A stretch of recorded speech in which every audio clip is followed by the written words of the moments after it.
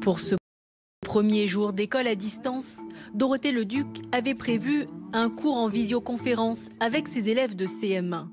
Mais 5 minutes avant le début de la classe, impossible de se connecter. Hier, ça fonctionnait très bien. Bon, écoute, je me reconnecte et puis on se tient au courant. Ça marche pas? Non. L'institutrice tente plusieurs fois d'accéder à la plateforme sans succès. Vous voyez, normalement, là, quand on fait une classe virtuelle, on a les élèves en attente. Là, les noms apparaissent et là, il n'y a rien qui fonctionne. Alors l'enseignante doit se rendre à l'évidence. Impossible pour elle d'assurer le cours prévu ce mardi. La mort dans l'âme, elle prévient les parents d'élèves par texto. C'était pour mes élèves surtout, parce qu'ils avaient prévu de se voir, de me voir, de voir leurs camarades, puisqu'on avait décidé de mettre en place les webcams. Donc c'est surtout ça qui m'ennuie en fait. Je pense qu'ils vont être déçus. Et cette institutrice est loin d'être un cas isolé.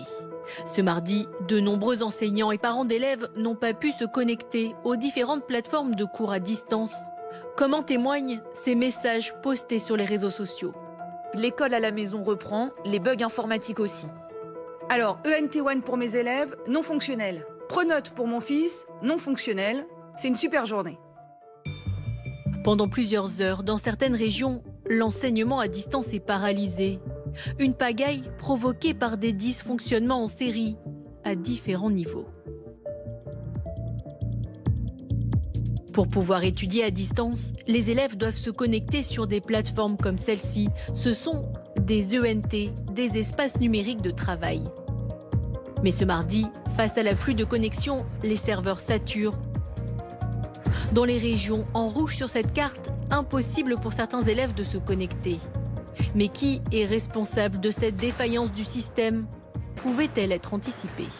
Le ministère de l'Éducation savait qu'il y allait avoir beaucoup de monde. Mais on est dans un système qui est décentralisé puisque la question des infrastructures, elle, ne dépend pas du ministère de l'Éducation, mais des régions. Alors, est-ce que les régions, elles, avaient reçu l'information qu'il y aurait plus de connexions? Ça, on ne sait pas. Est-ce qu'elles avaient modifié le cahier des charges avec les entreprises prestataires qui s'occupent des serveurs? C'est toute la question aujourd'hui. En déplacement ce mardi, le ministre de l'Éducation nationale est interrogé sur ces dysfonctionnements. Et lui pointe un responsable. Ça dépend des collectivités locales, en l'occurrence de la région Île-de-France. Je crois qu'il y a quelques problèmes dans une ou deux autres régions aussi, qui dépendent d'un opérateur privé qui a eu un incendie à Strasbourg il y a quelques temps et donc qui n'a pas pu faire face à l'afflux de connexions ce matin.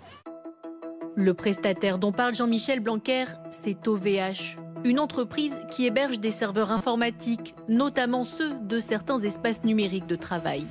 Début mars, une partie de ses infrastructures a brûlé. Son activité a été affectée. Mais la direction refuse d'être mise en cause par le gouvernement. Le PDG d'OVH, Michel Paulin, explique que tous les ENT ne reposent pas sur OVH et que par ailleurs, l'incendie qui est survenu il y a un mois et qui était venu fortement perturber le web français n'a rien à voir avec l'incident survenu sur les ENT. Ce mardi, un autre outil indispensable est lui la cible de plusieurs cyberattaques simultanées. Pendant plusieurs heures, la plateforme du CNED Ma classe à la maison est indisponible ou très difficile d'accès. Un scénario qui se répète car pendant le premier confinement, elle avait déjà été victime d'un acte de malveillance du même type.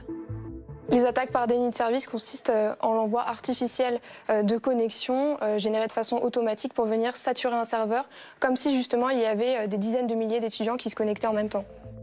Ce mardi soir, le gouvernement assurait que l'ensemble des services du CNED étaient rétablis et que les dernières lenteurs étaient en cours de règlement.